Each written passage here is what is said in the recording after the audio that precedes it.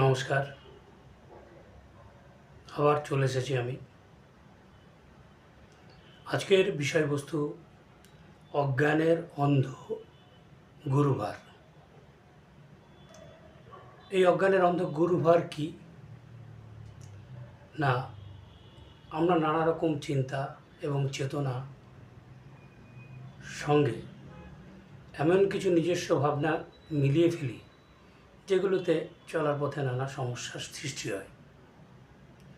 এই সমস্যা থেকে মুক্তি পেতে গেলে যে পথ সে পথ আমরা জানি না। আমরা গুরুদেবের কাছে যাই, বা কোনো আশ্রমে যাই, বা দীক্ষা গুরুর কাছে যাই। তিনি যে পথ বলেন সে পথ হয়তো শুনে আসি, মনেও ধারণ করি, কিন্তু চলার পথে দেখা যায় তা মেনে উঠতে পারছি না বা মানছি না। এই হলো গুরুভার। এইরকম একটা অন্ধ চেতনা নিয়ে চলায় আমাদের চলার পথে আরও সমস্যা বৃদ্ধি হয়, আরও ভুলের সৃষ্টি হয়, বেড়ে যায় আমাদের গুরুভার অর্থাৎ পাপ। এইখান থেকে বেরিয়ে যাওয়ার রাস্তা কিন্তু সবসময় আমরা পাই না। আমরা বুঝে উঠতে পারি না যে কীভাবে এখান থেকে বেরোবো। আসলে কি জানেন, এখান থেকে বেরোনো যতটা কঠিন ঠিক ততটাই সহজ। তাহলে আপনি এখান থেকে কিভাবে বেরোবেন? বেরোনোর একটাই পথ, সৎ ক্রিয়া, সৎ প্রতিক্রিয়া। এই দুটি বিষয়কে সামনে রেখে আপনাকে এগোতে হবে। সৎ ক্রিয়া কি? একেবারে নির্লিপ্ত হয়ে, ঈশ্বরের শরণাপন্ন হয়ে প্রতিটি কাজে নিজের সততা বজায় রেখে পদক্ষেপ করতে হবে। আর সৎ প্রতিক্রিয়া কি? অন্যরা যখন আমার কোনো ত্রুটি ভুল দেখবে, আমার ভেতরে যখন রাগ দেশ থাকবে, সেগুলো নিয়ে প্রতিক্রিয়া না দেওয়া, অর্থাৎ চুপচাপ বিষয়টা মেনে নিয়ে হজম করে নেওয়া। তাহলে বোঝা গেল, এইভাবে চললে আমাদের কিন্তু পাপের ভার অনেকটা কমবে এবং ধীরে ধীরে আমরা পাপ শূন্যতার দিকে এগোবো। এর জন্য প্রাথমিক প্রয়োজন কিন্তু প্রবল নির্লিপ্ততা। এবার তাহলে আপনার জীবন চলবে কি করে? জীবনে চলার পথে নানা মানুষ, নানা ব্যক্তি, নানা ঝঞ্ঝাট, নানা সমস্যা, নানা কর্মকাণ্ড, নানা ব্যাধি, নানা বিরোধ। এইখানে চলে আসছে শরণাপন্নর বিষয়টি। মহাভারতের সেই বিশেষ ঘণ্টা মনে পড়ছে? অর্জুন শ্রীকৃষ্ণের সঙ্গে দাঁড়িয়ে পরিষ্কার হাঁটু গেড়ে বসলেন, অস্ত্র নামিয়ে রাখলেন, বললেন আমি যুদ্ধ আর করব না, সম্ভব নয় এদেরকে মারা, এরা আমার পরিজন, এদের প্রত্যেককে আমি চিনি, এদের সঙ্গে ব্যক্তিগত সখ্যতা মিত্রতা সবই আছে। কিন্তু শ্রীকৃষ্ণ কি বললেন?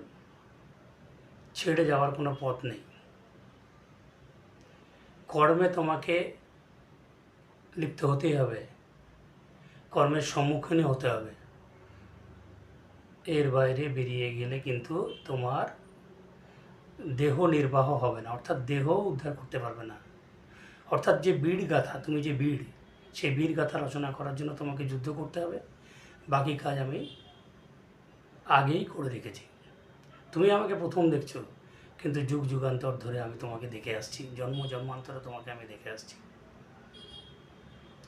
এই যে বিষয়টা, তাহলে কর্মে লিপ্ত হতে বললেন অর্জুনকে। আরেকজন মহাপুরুষের কথা বলি, দস্যু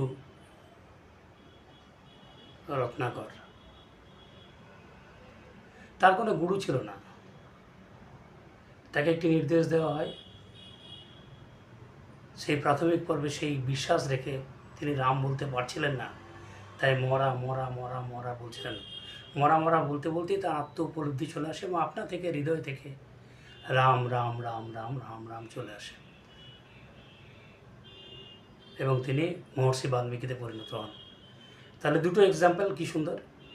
একটা রাম যুদ্ধে লিপ্ত হচ্ছে, অর্থাৎ জীবন যুদ্ধ অর্থাৎ কর্ম।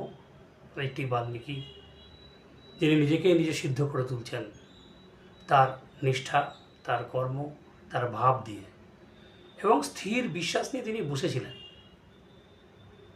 আর স্থির লক্ষ্যে অর্জুনকে শ্রীকৃষ্ণ বললেন, তুমি লক্ষ্যে অবিচল থাকো, স্থির থাকো, লড়াই করো, অবশ্যই তোমার জিত হবে। হয়েছিল তাই।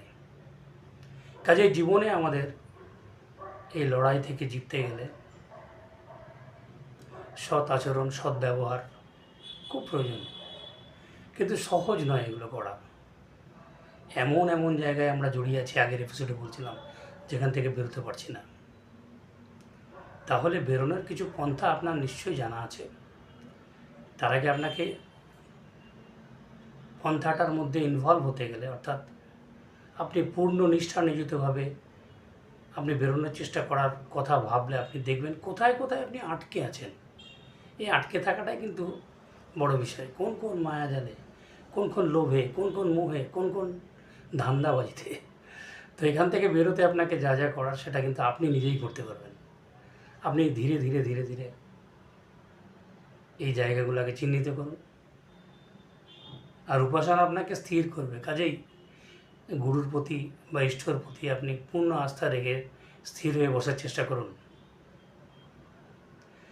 এইগুলো করতে থাকলে আপনি কিন্তু ধীরে ধীরে অনুভব করবেন প্রাথমিকভাবে যে আমি কিন্তু বেরোচ্ছি, এবং পূর্ণ আত্মা পরিণত হবেন। এই পূর্ণ আত্মা, অর্থাৎ যেটা পূর্ণ দিয়ে ভরা, সেই আত্মা কিন্তু আপনাকে আত্ম উপলব্ধিতে সহযোগিতা বা সাহায্য করবে। এতে কিন্তু আপনি সবচেয়ে বড় মনের নির্মলতার প্রসাদ অনুভব করবেন। ভালো লাগবে আপনার অনেক কিছু, এবং আপনার ভেতরে এই নির্মলতা আপনাকে সৎ কার্যে উৎসাহিত করবে। অদ্ভুত একটা অনুভব আপনি পাবেন, যেটা বহু সাধনাতেও মানুষ পায় না।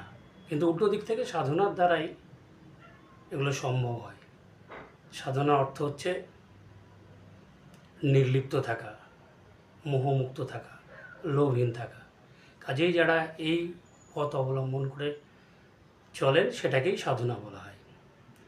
সেটা ঋষিরা, মুনিরা, সাধকরা করেন। কিন্তু সংসারে থেকে আপনাকে এটা করতে গেলে আপনাকে কিন্তু নির্লিপ্ত হওয়ার কোনো জায়গা নেই। একেবারে আপনি নির্লিপ্ত হতে প্রাথমিকভাবে পারবেন না। কিন্তু আপনি সৎ কার্য, সৎভাবে চলা, কাউকে আঘাত না দেওয়া, জীবে প্রেম করা, প্রত্যেকটা মানুষকে সেবা দেওয়া। কেউ অসুস্থ রয়েছে পাড়ায়, তাকে আপনি হাসপাতালে নিয়ে গেলেন। বাড়িতে সামনে কুকুর এসছে, গরু এসছে, একটু খাবার দিলেন। কোনো অসুস্থ পশু রয়েছে, আপনার দ্বারা যদি সম্ভব হয় তাকে চিকিৎসা কার্যে সহযোগিতা করলেন। পশু চিকিৎসালয়গুলো রয়েছে না? আশা করি আপনারা সব বুঝতে পেরেছেন। এইভাবেই চলার পথকে আপনি মসৃণ করে তুলুন। অন্তর থেকে সৎ হন, বহির্জগতেও সৎ হন। আপনি নিজেই পারবেন আপনার আত্ম উদ্ধারের প্রথম সোপানটুকু পেরিয়ে যেতে। তবে ধীরে ধীরে আপনাকে চেষ্টা করে যেতে হবে, নিজের প্রতি অটুট আস্থা রাখতে হবে। ইষ্ট নির্ভর তো হতেই হবে, কিন্তু আপনার সততাই কিন্তু আপনার